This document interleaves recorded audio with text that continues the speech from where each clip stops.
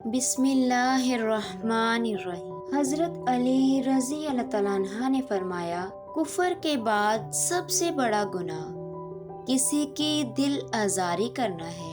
حضرت علی رضی اللہ تعالیٰ عنہ نے فرمایا، زندگی کے ہر موڑ پر صلح کرنا سیکھو، کیونکہ جھکتا وہی ہے جس میں جان ہوتی ہے، اکڑنا تو مردے کی پہچان ہوتی ہے۔ حضرت علی رضی اللہ تعالیٰ عنہ نے فرمایا، جو انسان یہ سمجھتا ہے کہ اللہ جو کرتا ہے وہ ہمارے لیے بہتر ہوتا ہے، وہ انسان کمال کا ایمان رکھتا ہے۔ حضرت علی رضی اللہ تعالیٰ عنہ نے فرمایا، عقل مند کی زبان اس کے دل کے پیچھے ہوتی ہے اور بے وقوف کا دل اس کی زبان کے پیچھے ہوتا ہے۔ حضرت علی رضی اللہ تعالیٰ عنہ نے فرمایا، نماز پڑھا کرو، کوئی ملے نہ ملے اللہ مل جاتا ہے، اور جب اللہ مل جاتا ہے تو سب مل جاتا ہے۔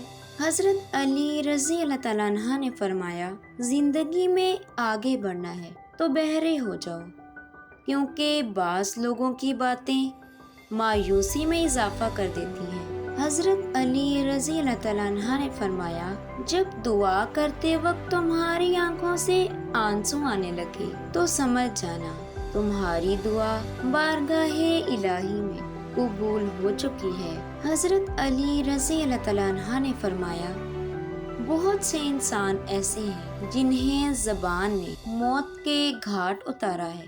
حضرت علی رضی اللہ تعالیٰ عنہ نے فرمایا، جو شخص تم پر غصہ کرے مگر پھر بھی تعلق ختم نہ کرے، وہ برے وقت میں تمہارا سچا ساتھی ہے۔ حضرت علی رضی اللہ تعالیٰ عنہ نے فرمایا، انسان کی انسانیت اس وقت ختم ہو جاتی ہے جب وہ دوسروں کے دکھوں کا مذاق اڑانا شروع کر دیتا ہے۔ حضرت علی رضی اللہ تعالیٰ عنہ نے فرمایا، دھوکہ دینے کے 1000 طریقے ہیں، لیکن سب سے گھٹیا طریقہ ہمدردی اور محبت کا دکھاوا کرنا ہے۔ حضرت علی رضی اللہ تعالیٰ عنہ نے فرمایا، جو آدمی دوسرے لوگوں کے عیب کی تلاش میں رہتا ہے، اللہ تعالیٰ اس کے عیب ظاہر کر دیتا ہے۔